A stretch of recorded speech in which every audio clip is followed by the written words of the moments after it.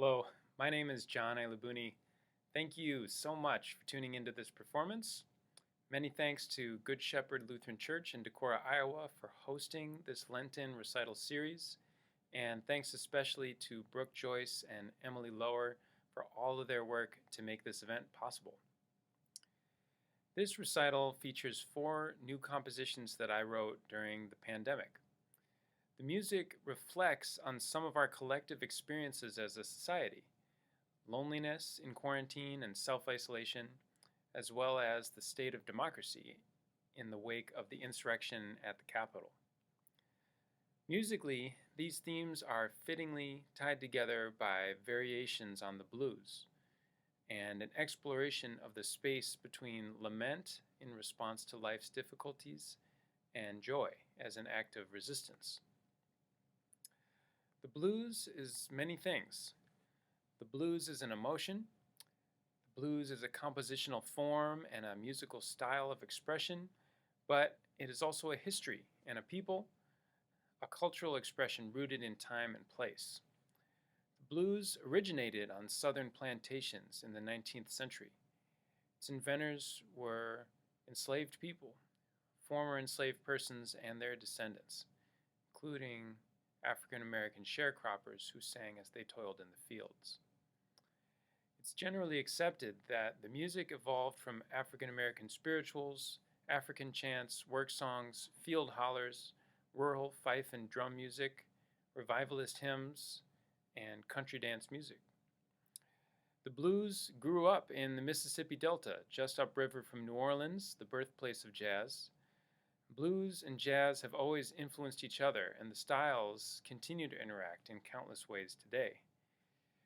It must be stressed that the blues was a musical expression, but also functioned as an act of resistance to the brutality and unimaginable catastrophe of enslavement.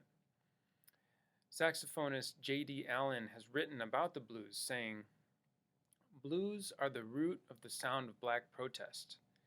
Black women's labor, resistance, refusal, and uprising against white tyranny, patriarchy, and supremacy. The blues is the sound of integration, fellowship, collaboration, and connection among all people. The blues is where you find solidarity with the black struggle and work to create a world that is anti-racist, anti-sexist, and equitable." In August Wilson's play Ma Rainey's Black Bottom, the superstar blues singer Ma Rainey says at one point, "White folk don't understand about the blues. They hear it come out, but they don't know how it got there. They don't understand it as life's way of talking. You don't sing to feel better.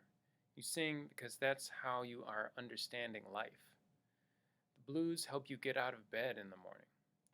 You get up and you ain't alone. Something else in the world. Something's been added by that song. It would be an empty world without the blues. I try to take that emptiness and fill it up with something." The music on this recital was created in that spirit and with a commitment to new ways of being as a musician and educator for myself that are anti-racist, anti-sexist, and equitable. For this recital, it's been a pleasure for me to come out of musical isolation to work with Twin Cities-based musician and Luther College professor of guitar and electric bass, Chris Olson. Thank you, Chris. Our first selection is entitled Blue Strain. It's an homage to tenor saxophonist John Coltrane. The title Blue Strain is a play on words that calls to mind Coltrane's famous blues composition, Blue Train. Similarly to Coltrane's work, this piece follows a typical 12-bar blues form, but uses an elaborate reharmonization reminiscent of the innovative harmonic progressions that Coltrane featured in pieces like Countdown and Giant Steps. We hope you enjoy Blue Strain.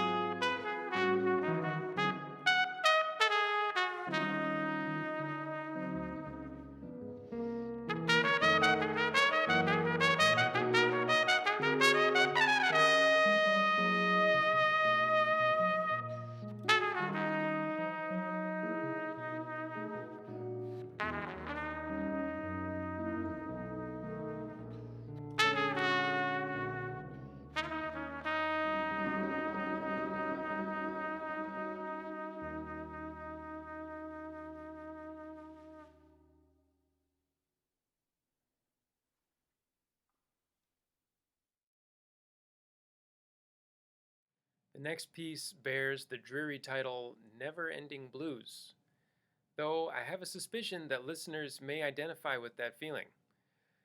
This piece is directly influenced by that sense that we've all experienced of one day blurring into the next, which blurs into the next, which blurs into the next.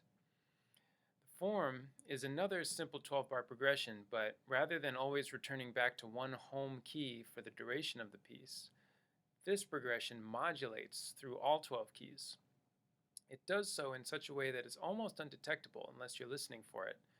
And once we begin the form, the song feels like it can go on infinitely because our home key is irrelevant and a distant memory. I'm sure we could draw some pretty bleak metaphors from this musical structure, perhaps how we are drifting from home in a perpetual unsettled state, but I'd like to suggest that this piece has more to do with transformation and innovation that comes by navigating the vast unknown. Listen for the interplay and variations improvised by Chris and I as we wind our way through this never-ending blues. Enjoy.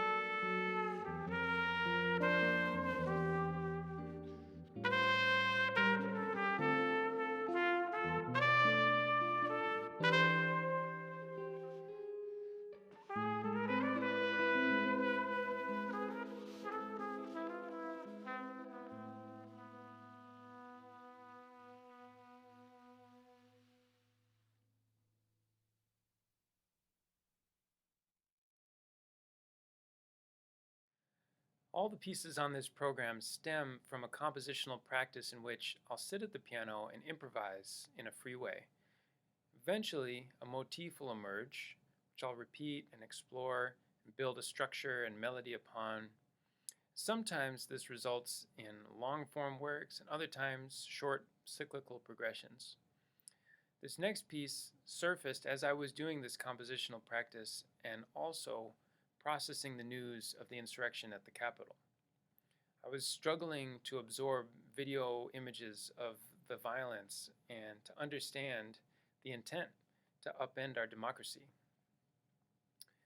If the Trump era has demonstrated anything to me, it's the fragility of our American democracy and how falsehoods and conspiracies, when amplified by political leaders, create a dangerous threat to human life and our democratic institutions. This piece is called Blind Hope Blues. As I wrote the music, I felt that I needed a blind faith that democracy would prevail. Incidentally, the harmony in this piece consists entirely of major chords, sounds that are often identified with hope or joy, though the progression of the chords suggests contradictory emotions like unrest and foreboding. I like to think that ultimately this piece is about resistance and triumph over adversity. We hope you enjoy Blind Hope Blues.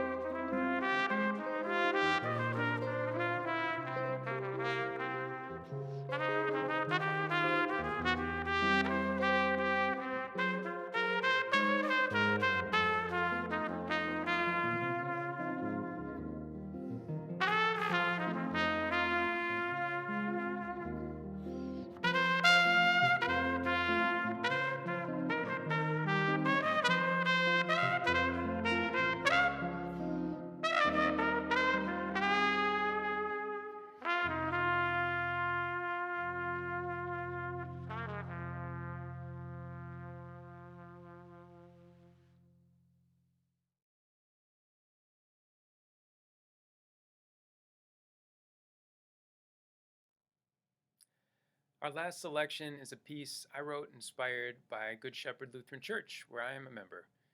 It's called You Are Not Alone, and it's a hopeful message that with God and in relationship to one another and through the ways that we serve one another, we are not alone, despite that which separates us. Catherine Thompson, vicar at Good Shepherd and Luther College, wrote the lyrics of this piece. I'll share the text of the second verse, which is written as the voice of God speaking words of comfort and hope to humankind. It reads, "My promise reigns, it's true today. In the rainbow after storms, the olive branch of peace, and shows I'll hold you close in the depths of your despair and loneliness. Come rest in me and know my love in the patience of the stars, the constance of the wind, for you are not alone." Thank you.